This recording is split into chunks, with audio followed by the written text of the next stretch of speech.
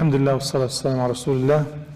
This young man, he was born with a Christian family, the story we have mentioned about last week. This young man, he was about 6 years old. He lived with a Christian family. He was raised as a Christian. When he became 6 years old, his family decided to take him to the church, to be in the church, devoted for the church. And they used to do that back in the days. And however, he was in the church, even he would never leave the church. Even when the family misses him, they go there and visit him in the church. Then, when he became 16 years old, the main priest in Spain, this in a village called Mallorca, or city called Mallorca in Spain, he was there. And Spain used to be the superpower country, the strongest country probably in Europe, or one of the strongest countries. So the priest of Spain was the main man. And the church at that time, they used to be in charge. They used to control Europe. So when he came to visit this church, the main priest of Spain, he saw this young man, how smart, how bright he is, and how much knowledge he have gathered in the short period of time, which is 10 years. And he said, you know what, I'm taking him with me. He told the priest of that church, I'm taking this man with me. So, our young man. And we said, this is now something big, privilege. It's not a joke, it's something serious to be with the main man in the whole world. In fact, he was ruling the world. He ruled Europe at that time. This happened probably about 500 years ago or more. So, and he said, I was with him 24/7. I was like a shadow to him. Everywhere he goes, I'm with him. The first one to see when he wakes up, the last person to see is me when he goes to sleep. All the time. And they usually have a meeting, a yearly meeting or so, and under the leadership of this monk, the main guy, to discuss the da'wah, how they invite people to Christianity all over the world, see what they're missing, what they need to do. However, at that year, the main guy, he got sick. So he wanted to go there, represent me in that meeting. He's going to represent the main monk in that meeting. I said, okay. So he went there, and they met. When they met there, they had an issue at that time. They couldn't solve it. And usually when there's issue, the man have the final say-so, this monk. But he's not there. So they differ, and they went back home. Each one went back to his church. So when he came back, he told him, how was the meeting? He said, well, this time, I really wish you were there.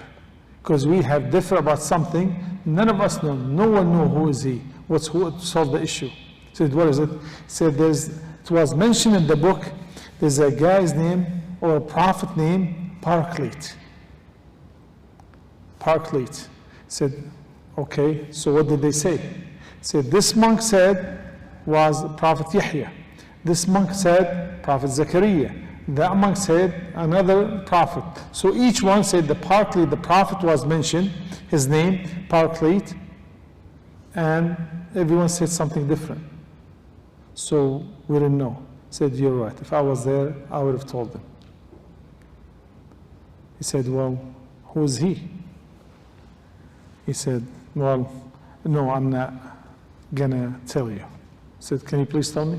He said, when you reach to my level of knowledge, you'll find out who he is. Who is this prophet? Mentioned in the Bible. Then he said, please, I've been serving you for 10 years and never asked you for anything. Can you tell me just this piece of information? I want to know who is he? Who is this prophet? Then he said, no, you didn't need to. Really, it's going to harm you rather than benefiting you.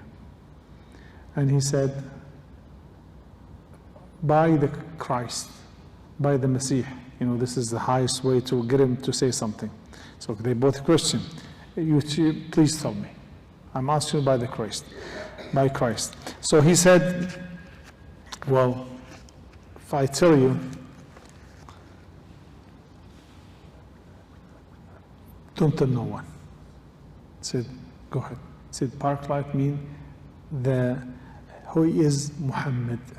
He is Muhammad sallallahu alaihi wasallam. Said the prophet of the Arab.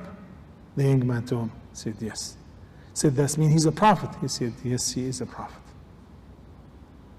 Then he said, why didn't you follow him? You always have advised us to follow the truth. And he said, well, look, the life I'm living in.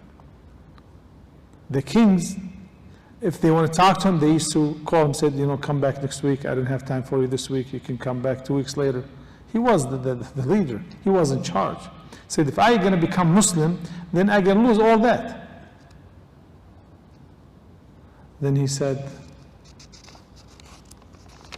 probably if I become Muslim, he said, they said, well, you have saved yourself against hellfire. So probably I would sleep in one of those masajid.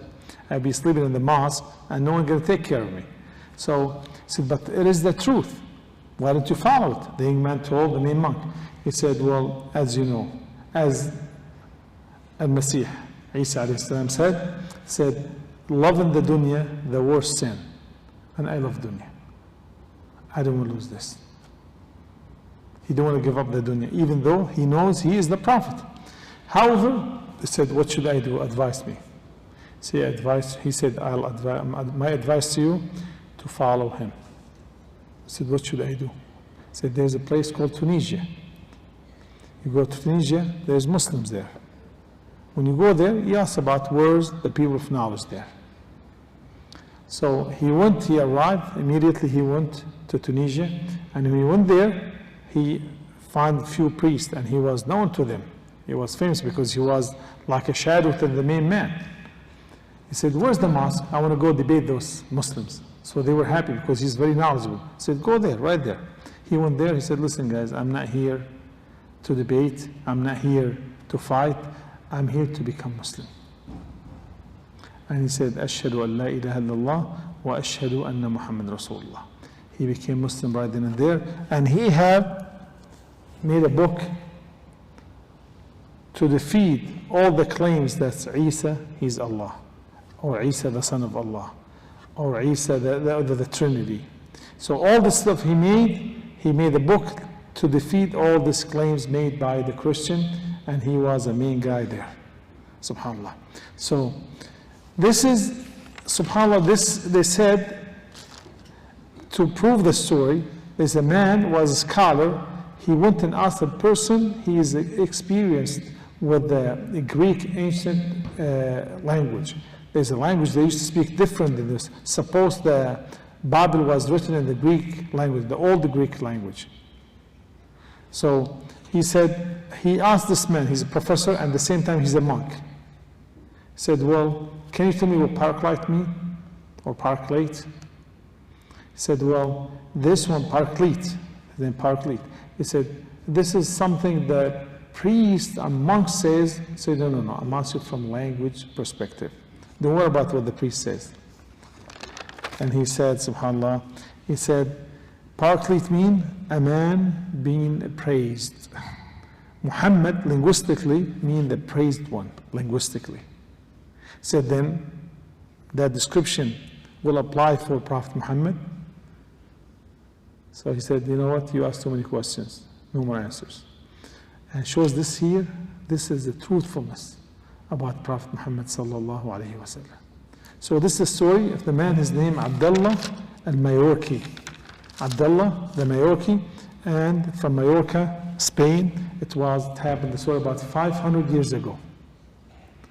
500 years ago shows this the story was going to share with you last time.